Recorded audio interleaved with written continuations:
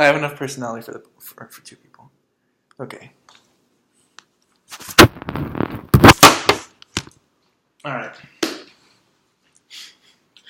Hello, everyone. My name is Alex Stegel, and my technical presentation today is about the history of machine learning and how it affects us.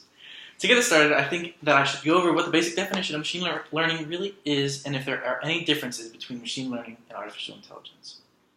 And to put simply, machine learning is, in general, a way of pushing large amounts of data into a system and getting out a model you can apply to more data. Kind of a basic explanation. But for example, let's say you are an engineer at Netflix and you want to be able to suggest movies to your subscribers. You might take all the data from a certain group of viewers, known as a demographic, and see if they have similar viewing habits. You would then take this trend data and try to use it to suggest movies to new subscribers. Then the engineer might take how successful the suggestions were and tweak the model based on it. Keep doing that until you have a reliable enough suggestion model, and boom, you're a machine learning engineer. Not quite. Now where did all this artificial intelligence talk begin? Well, we're going to have to go all the way back to 1950 and read a paper called Computing Machinery and Intelligence by Alan M. Turing. That name might ring a bell because he helped change the tide of war during World War II, where he helped break the German Enigma code. And that story, however, is for another time. I highly recommend you guys look into it. In Turing's paper about artificial intelligence, he laid the basic groundwork for what an AI was, is, and how to achieve it. But if you look at his work, Turing never actually implemented AI, and for a couple specific reasons, mainly due to the fact that the hardware AI runs on just wasn't up to the pace with Turing's phenomenal research in mathematics, and it just simply couldn't keep up. So to actually begin to see the real AI being developed, we have to jump a little further to 1957, which is considered the golden age of AI, where AI flourished due to hardware becoming faster and cheaper than ever before. Then, in 1970, Marvin Minsky, a renowned AI engineer at the time, told Life magazine, from 3 to 8 years, we will have a machine with general intelligence of an average human being. How accurate was he? Well, it is 2019 and humans are still superior to computers in some aspects, so not entirely accurate. Today we live in the age of what is called big data, where we have the ability to collect data on just about every minute detail of our lives, which may sound a little bit scary because of how the media portrays AI and how it will take over the world, but just remember that in 1970, people feared the same things and we are no closer to obeying our robot overlords.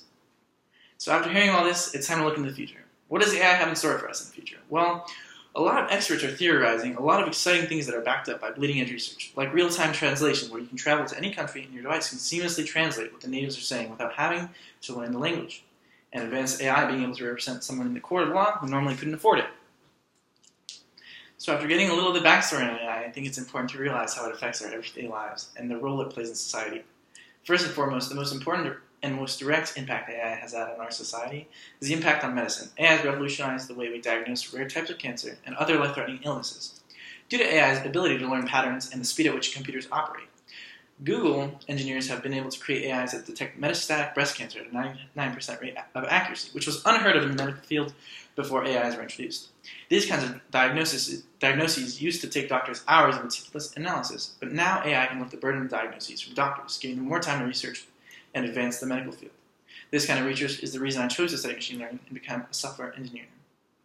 These kind of AIs have potential for good, and it inspired me to join the field. Another way AI has affected society is by making technology more intelligent. Through AIs like Siri and Alexa, and devices like the Nest and Ring, it allows someone's home to become smarter and able to communicate with other parts of the house to allow for a more seamless daily life. This type of communication wouldn't be possible without AI, and the last way I can think of it, AI's effect on society is through advertisements. Much like the Netflix example from earlier, AI is able to gauge what we like depending on our activity online. Through this data, we can collect data on our interests in a better way than random ads might. It also allows for small business owners and entrepreneurs to reach their intended audience far more frequently and more accurately.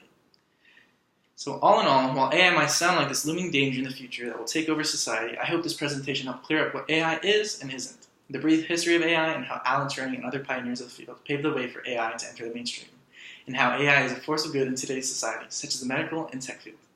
Thank you for listening to my presentation. All right.